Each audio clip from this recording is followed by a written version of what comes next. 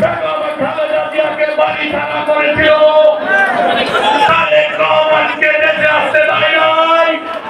Garments, ঔষধ শিল্পসহ বিভিন্ন প্রতিষ্ঠানে দুষ্কৃতিকারীদের বিশৃঙ্খলা প্রতিরোধে শান্তিপূর্ণ পরিবেশ বজায় রাখা এবং শ্রমিক কর্মচারীদের বেতন ভাতা নিয়মিত পরিশোধের দাবিতে গাজীপুর জেলা ও মহানগর শ্রমিক দলের আয়োজনে এক শ্রমিক সমাবেশ অনুষ্ঠিত হয়েছে।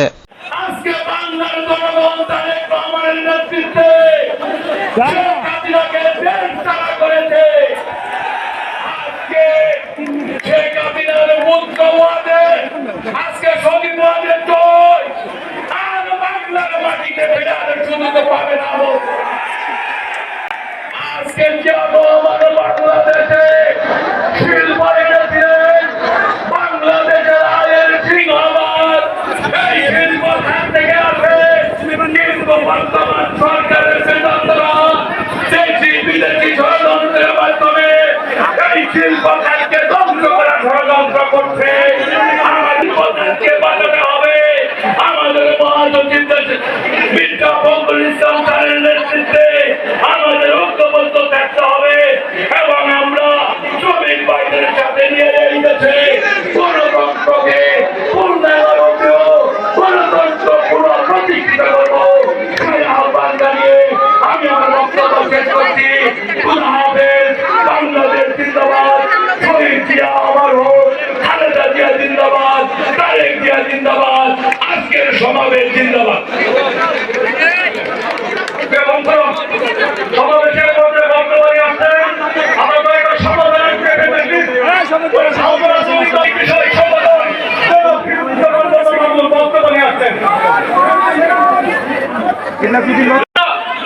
জনপ্রিয়তা বিএনপির মহাসচিব মির্জা ফখরুল ইসলাম সহ মন্ত্রণালয়ের সকল নেতৃবৃন্দ ও আমার শ্রমিক ভাইরা আসসালামু আলাইকুম। শেখ হাসিনা খুনি হাসিনা ওই দিল্লিতে বসে ডবল ষড়যন্ত্র করো। যদি গার্মেন্টস তুমি বন্ধ করতে পারবে না, পারবে না। আমরা বলতে চাই ভারত সরকারকে দয়ালা হবে। আমার শ্রমিক ভাইরা সকল ষড়যন্ত্র ভেতরে ফেলবে। মাননীয় মহাসচিব, আপনি আওয়ামী লীগকে হত্যা করবে, নিরন্তর রাজনৈতিক বক্তব্য হত্যা করেন। ওই হায়না গণতন্ত্রের ইতিহাসে সুযোগ পেয়েছেন মানুষের উপর আওয়াজ সবাইকে আমার সঙ্গে অন্তরে আমার বক্তব্য। প্রধান অতিথি বাংলাদেশের ক্রান্তিকালের মহাসচিব মির্জা ফখরুল ইসলাম আলমগীর, মঞ্চে উপস্থিত আছেন বিশেষ অতিথি আমাদের এই পেশাজীবীদের মুখার্জি বিএনপি জাতীয় স্থায়ী কমিটির ছাত্রদের বিশেষ সহকারী এবং শ্রমিক নেতারা শামসুর রহমান সিমন বিশ্বাস সহ সমস্ত আমাদের জাতীয়